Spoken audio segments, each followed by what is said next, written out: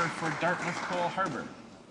Thank you very much, Mr. Speaker. I'm pleased to have an opportunity to speak to C-13 on its last part of its voyage through Parliament here this afternoon, the so-called Fairness for Military Families Act.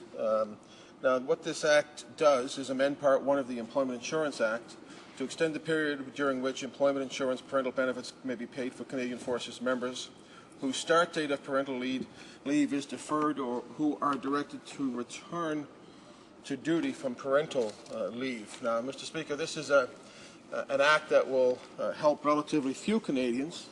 We're told by the Department about 50 to 60 people a year at a cost of about $600,000, but nonetheless, it is important for those that it will assist, and I think that it assists Canadians that we all agree are entirely worthy of that assistance. As my colleague, the Parliamentary Secretary, referred to, we heard at committee from Major James Duquette, who was posted to the Golan Heights just 4 days after the birth of his first child. And as such, he missed his opportunity to take parental leave. And it was very nice to hear from him from Kabul, and his wife, whose name I think was Anne, who testified as well. They made very compelling witnesses in support of this bill. Now, there's a sort of a curious factor here, though, Mr. Speaker, which is the timeline of this bill. Is that on April the 5th, the government had a press release about C-13 indicating they were going to introduce it. On April the 12th, the legislation was introduced, and then it was almost a month before it was debated in the House. It very quickly was passed by the House and went to committee, but it wasn't until May 26th that actually the Human Resources Committee had this testimony, went through clause by clause, everything passed, but then it's now another month since it came back to the House, and Mr. Speaker, I don't know that even it would have come to the House this week if it hadn't been for the Liberal Party inquiring about its status, because it makes sense, as the Parliamentary Secretary suggested, all parties support it. Let's get this through, but it has been a kind of a case of hurry up and then wait, and hurry up and wait on this bill. But it's important. And, Mr. Speaker, I can talk from a personal point of view. I come from a military area. Dartmouth-Cole Harbour is the home to many serving members of the Canadian Forces and many more veterans. I think we have one of the highest populations of veterans in Canada. It wasn't very long ago that I attended the funeral for Petty Officer Second Class Craig Blake, who was the 143rd Canadian killed in Afghanistan.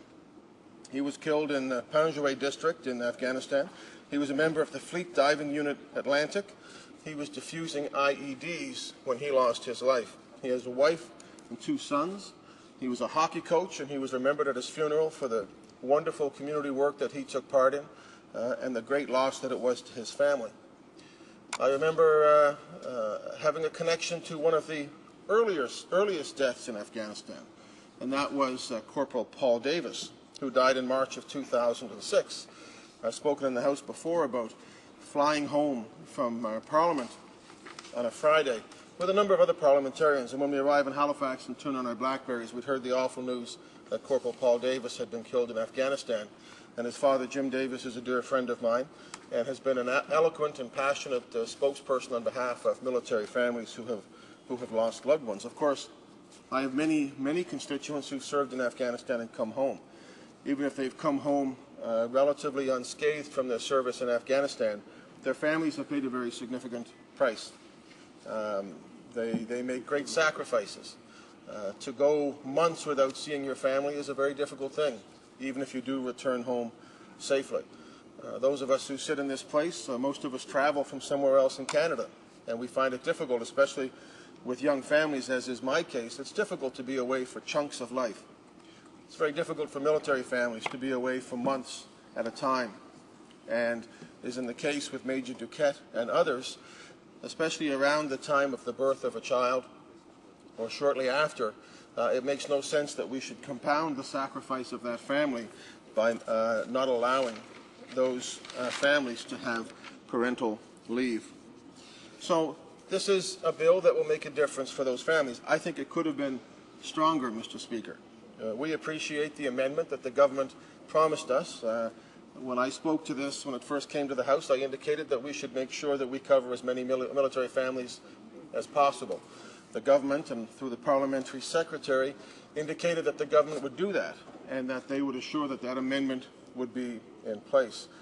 There are others who are serving abroad that could have been included in this bill, and where the cost of the bill is only about $500,000 a year, it wouldn't have been very much to add others. For example, those in police forces who serve overseas. In fact, Mr. Speaker, when Major Duquette appeared from Kabul by a video conference at committee, he was asked by an opposition member, and I'm quoting the question now, should we be amending this bill, in your view, to include those people as well?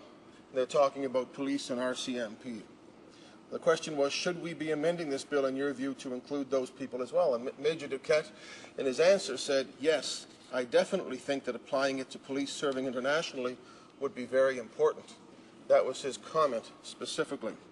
So, Mr. Speaker, we have the government witness on this bill saying, yes, I think you should go further. Even departmental officials indicated at that same committee that this wouldn't have been such a terrible hardship.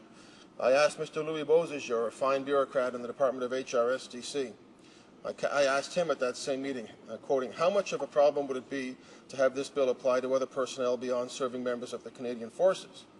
I said, and his answer was there was no reason other than to determine what the underlying reason for the amendment was. So we could have amended this bill.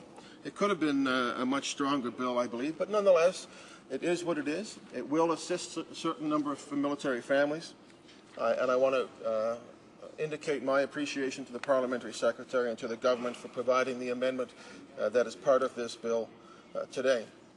Mr. Speaker, when we look at employment insurance, we need to look at the big picture. This has been a topic of much debate in this House and across Canada in the last couple of years. Our social infrastructure is not suitably designed for the kind of recession that Canada has undergone in the last couple of years. After the economic update of 2008, Mr. Speaker, there was an outcry from people across the country to say, look, if we need anything, it is we need to provide support to people who actually need help the most. And among the most vulnerable people were those who had lost their jobs and those who were going to lose their job. At that point in time, the recession was just taking hold. The government was very slow to act. Then the issue of stimulus came up over Christmas in January of 2009, and the new budget came in January of 2009.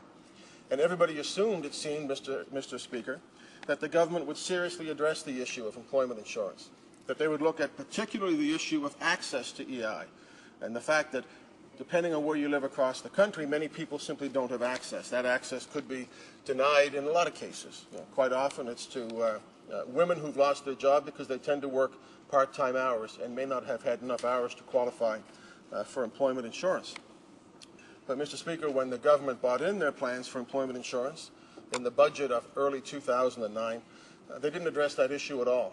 And it brought cries of protest not only from who you might expect would be opposed to their inaction, such as labor unions and public policy people, but just about every province, including provinces who were led by spokespeople like Premier Brad Wall and Gordon Campbell and Premier Dalton McGuinty, who all said, look, one of the loopholes, one of the gaps in the employment insurance system is this issue of access.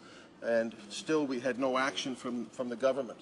In fact, at one point in time, we had 1.6 million unemployed, and almost half of those people had no access to employment insurance. There have been changes made to the EI system over the years, and some of those changes have been made by varying governments, but they have always reflected the fact that employment insurance should be there for those who most need it. So, Mr. Speaker, there could have been a lot done. C-13 to me is a very worthy improvement to EI. All parties here have indicated their support for this bill. We do need to do all that we can to support military families, to recognize that they have a particular burden, that those who serve, but also the families who serve those who serve, have a special and significant sacrifice that they make on a regular basis. This bill does do something to alleviate that. It's a limited bill, Mr. Speaker, and it's a bill that could have been made better. I think it has been made a little bit better. There could have been more done, but nonetheless, Mr. Speaker, I want to assure the Liberal Party support for this bill. We think it's a worthy initiative and a recognition for those who serve this country valiantly. Thank you, Mr. Speaker. Reprise du débat, parole à le député de Chambly-Bordois.